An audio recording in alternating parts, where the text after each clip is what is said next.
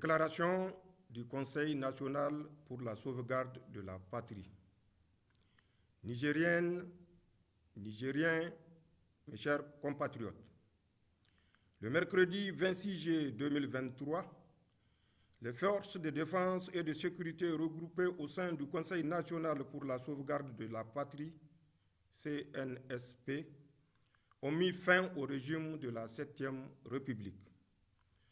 L'action du CNSP est motivée par la seule volonté de préserver notre chère patrie face, d'une part, à la dégradation continue de la situation sécuritaire de notre pays, et cela sans que les autorités déchues ne nous laissent entrevoir une véritable solution de sortie de crise.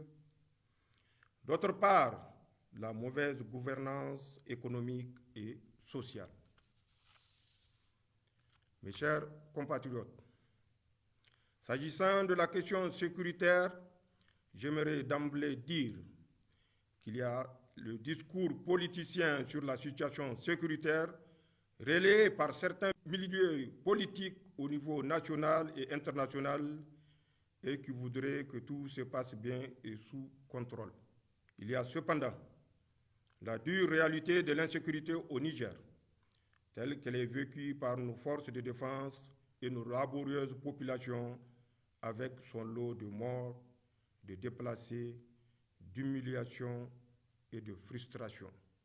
Les attaques meurtrières et traumatisantes de Bosso, Inates, Chinagoder, Anzuru, Bakorat et d'autres encore nous rappellent à suffisance dans notre chair et dans notre âme cette réalité au quotidien.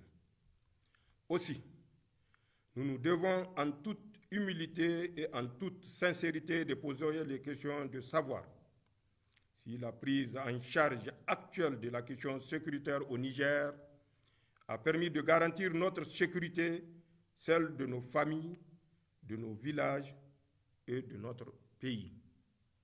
Et si nous pouvons continuer ainsi, avec la même approche, les mêmes acteurs et les mêmes résultats. Il appartient à nous tous, chaque Nigérienne et chaque Nigérien, de répondre en ayant à l'esprit sa propre survie et les seuls intérêts du Niger. Pour le Conseil national pour la sauvegarde de la patrie, nous répondons avec force par la négative.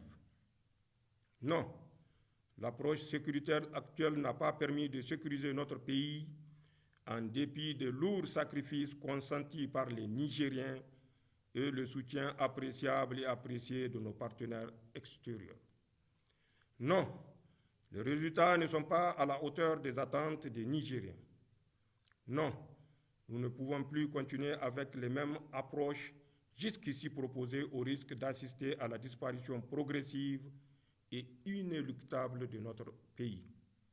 C'est pourquoi nous avons décidé d'intervenir et de prendre nos responsabilités, non sans avoir à plusieurs reprises tenté, tout en restant dans notre rôle de chef militaire, d'attirer l'attention des plus hautes autorités déchues sur l'incohérence et l'inefficacité de leur gestion politique des questions sécuritaires dans notre pays.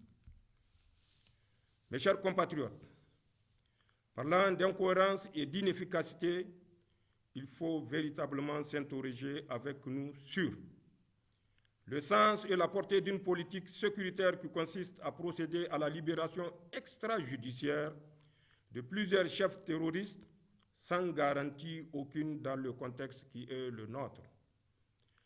Sur le sens et la portée du recrutement et du détournement à des fins politiciennes de plusieurs centaines d'éléments FDS en dehors du cadre militaire traditionnel et en les plaçant directement sous la seule autorité des politiques. Sur le sens et la portée de la décision d'un commandant en chef qui ordonne la libération des bandits lourdement armés pris sur un théâtre d'opérations militaires au seul motif qu'ils seraient ses alliés. Le sens et la portée de propos d'un commandant en chef des armées qui déclare devant le monde entier que ces soldats qui se battent au prix de leur vie sont moins forts et moins aguerris que les terroristes. Le sens et la portée d'une approche sécuritaire de lutte contre le terrorisme qui exclut toute véritable collaboration avec le Burkina Faso et le Mali, alors même que nous partageons avec ces deux pays voisins la zone du Liptako-Gourma dans laquelle se concentre aujourd'hui l'essentiel des activités des groupes terroristes que nous combattons. Mes chers compatriotes, de toute évidence, les autorités déchues se sont engagées dans une approche qui consiste à mettre en place une sorte de milice pour leurs propres intérêts. Toute chose qu'aucun patriote sincère ne saurait accepter. Mes chers compatriotes, sur le plan économique et social, l'amélioration de l'état actuel de nos finances publiques et du tissu économique de notre pays, la situation de l'école nigérienne, de la santé de nos populations, la lutte contre le détournement des deniers publics, la lutte contre l'impunité, la corruption sous toutes ses formes, le népotisme et les difficultés auxquelles font face les Nigériennes au quotidien sont autant de défis face auxquels le gouvernement de Chi a montré ses limites.